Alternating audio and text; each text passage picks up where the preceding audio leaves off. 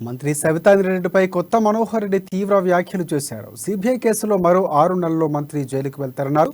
మహేశ్వరం నియోజకవర్గంలో ప్రభుత్వ స్థలాల్లో మంత్రి అనుచరులు కబ్జా చేస్తున్నారని, మంత్రి అండదండలతోనే దోపిడీ చేస్తున్నారని ఆరోపించారు.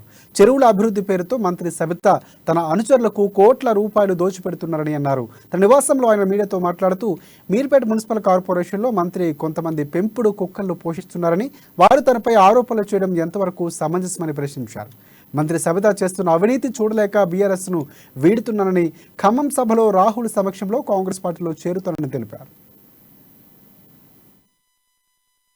2,000 కోట్ల రూపాయలను ప్రజలు అంటున్నారు.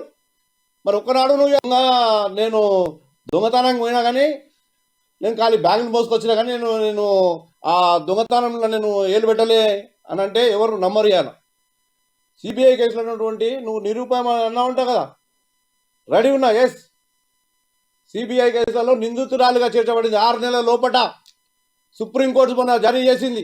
6 నెలల లోపట ఈ కేసుని కంప్లీట్ చేయమని చెప్పేసి 6 నెలల లోపల నువ్వు 6 నెలల లోపల జైలు పోతావు. నువ్వు గుర్తుపెట్టుకో సబితారెడ్డి గారు, నువ్వు చేసిన అవినీతి మామూలు అవినీతి కాదు.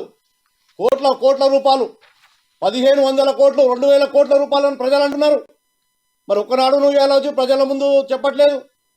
చేసినవా చేయలేవా? మరి ప్రజలు అంటున్నారు, ప్రతిపక్షాలు అంటున్నారు, పేపర్లు రాస్తున్నాయి. ఏమి సమాధానం ఇవ్వాలి కదా? మీరు ఎందుకు ఇవ్వట్లేదు? మీరు నిజాయితీ పరులు అయితే, అవినీతి పరులు కాకుంటే ప్రెస్ ముంగట వచ్చి ఎందుకు చెప్పట్లేదు? మీరు మా మహేశ్వర నియోజకవర్గ ప్రజలకు చెప్పాల్సిన అవసరం ఉన్నది. గుర్తుపెట్టుకోండి సబితారెడ్డి గారు, నీ పెంపుడు కుక్కలో, నీ కాపలా కుక్కలతోటి మాట్లాడిస్తే ఇలా ఎవరు చూస్తూ ఊరుకోరు. ఖబర్దార్ చెప్తున్నాము. నేను దొంగతనం పోయినా కానీ